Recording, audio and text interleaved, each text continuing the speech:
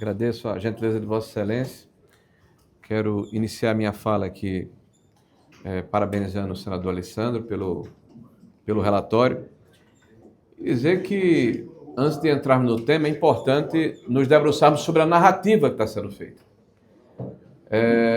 Alguns que me sucederam falam, até com uma certa eloquência, de que este é um projeto de um espectro político que foi barrado pelo outro espectro político. A direita apresentou um projeto e a esquerda barrou. Não é verdade. E quando eu falo assim, eu me fio em fatos. Basta observar os deputados e as suas respectivas filiações na Câmara dos Deputados que votaram contra ou a favor da PEC. Tem do PSB, tem do PT, tem do PL, né? Tem de todos os partidos, do MDB, né? Vários deputados entenderam que era uma reação que deveria ocorrer contra a hipertrofia de um poder sobre o outro, ou seja, a invasão de prerrogativas. Acredito que erraram na dosagem e o medicamento, quando é dado em excesso, termina sendo veneno. Por exemplo, eu sou contra o voto secreto. Uma única exceção, na votação do presidente dessa casa. Porque nós, quando disputamos a presidência, e falo com a experiência pessoal, né, e que é legítimo, que é democrático, passado o processo eleitoral, nós fomos perseguidos. O presidente que se elegeu não teve a altura para entender que era necessário distribuir a proporcionalidade do tamanho de cada bancada nessa casa, na presença das comissões ou na composição da mesa diretora. Nessa única exceção. Acho até que o voto secreto, quando se julga uma autoridade aqui, e se diz, por exemplo, vamos votar aqui no ministro do STF ou no Procurador-Geral da República, é um voto forte, que é alguém que vai, ao longo da vitalidade do seu mandato, quer dizer, até ele morrer, julgar, eventualmente, os senhores parlamentares. Eu, particularmente, abri mão da condição de voto secreto. Eu disse aqui que votei contra o ministro Zanin. E disse que votei contra o ministro Dino. Apesar do voto ser secreto, eu abri mão dessa prerrogativa, porque entendi que nenhum dos dois poderia ter sido ministro do Supremo Tribunal Federal. O primeiro porque era advogado pessoal do atual presidente, e o segundo porque tinha uma ação contra o ex-presidente. Não teria isenção para fazer o julgamento do presidente, como de fato não teve. Prerrogativa minha, o voto é secreto, a prerrogativa é minha. E eu abri mão dessa prerrogativa. Então não me sinto confortável com o voto secreto. Nem tampouco blindar parlamentares e blindar presidentes de partidos políticos. Excessos que certamente não deveriam ter sido acolhidos pelo processo, pelo projeto. Porém, o que a PEC determina é a volta à Constituinte originária. Então, se há aqui atentado à vida, bandidagem, então vamos chamar de bandidos todos os constituintes originários, a começar por Ulisses Guimarães. Tá? O que se fez nessa PEC, o cerne dessa PEC, com as exceções que eu acabei de elencar, é a volta à Constituinte originária de 1988. Então são todos bandidos? Todos aqueles, inclusive Lula, que era constituinte, é bandido?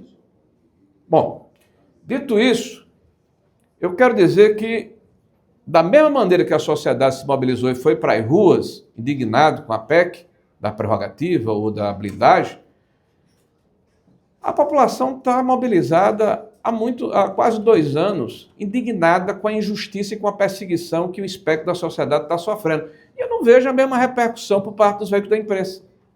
O número de pessoas que foi para as ruas na Avenida Paulista foi muito maior em várias oportunidades. Eu não vi essa homenagem ao povo nas ruas agora, está acontecendo.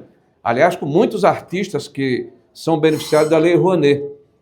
Eu tenho certeza que Vossa Excelência vai ter a mesma benevolência comigo que teve com aqueles que me antecederam.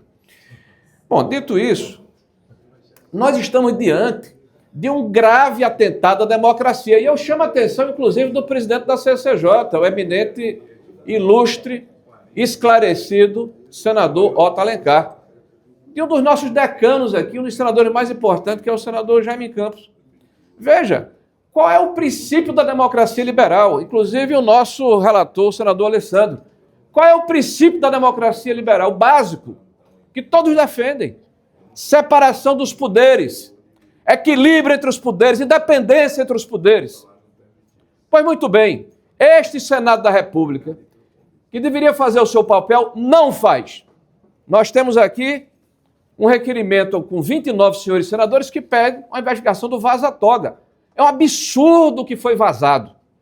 Conversas não republicanas entre assessores do senhor Alexandre de Moraes com membros do TSE, onde se pede que se use a criatividade para se encontrar provas, para se atingir um adversário. Nós queremos investigar isso. 29 senhores senadores perguntaram ao senhor presidente da casa se é possível usar a lei para a gente investigar o que está acontecendo, é o vaza-toga. Aí nós temos hoje, vamos falar de blindagem ou de bandidagem, tem a DPF número 1260. Os senhores sabem que tem uma DPF 1260, proposta pela Associação dos Magistrados do Brasil e pelo Solidariedade, que é a linha auxiliar hoje do Judiciário. Você sabe o que é que eles propõem aqui? Mudar o rito do impeachment dos senhores ministros do Supremo Tribunal Federal. E no processo que é colocado aqui da DPF, está com o senhor Gilmar Mendes, que abriu vista para a Procuradoria-Geral da República.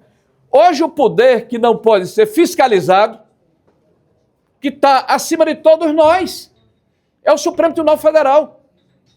Hoje a DPF diz o seguinte, que só quem vai poder oferecer denúncia é o Procurador-Geral da República, ou seja, os senhores senadores não poderão oferecer denúncia. Os cidadãos brasileiros não poderão oferecer denúncia de afastamento de ministros.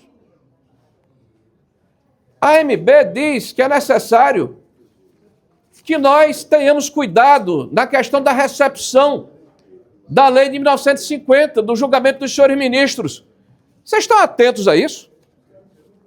A diminuição do poder deste parlamento, do Senado da República, que é a Casa Revisora, que deveria ser, dentro do princípio da democracia liberal, o poder que modera e é moderado, o peso e o contrapeso.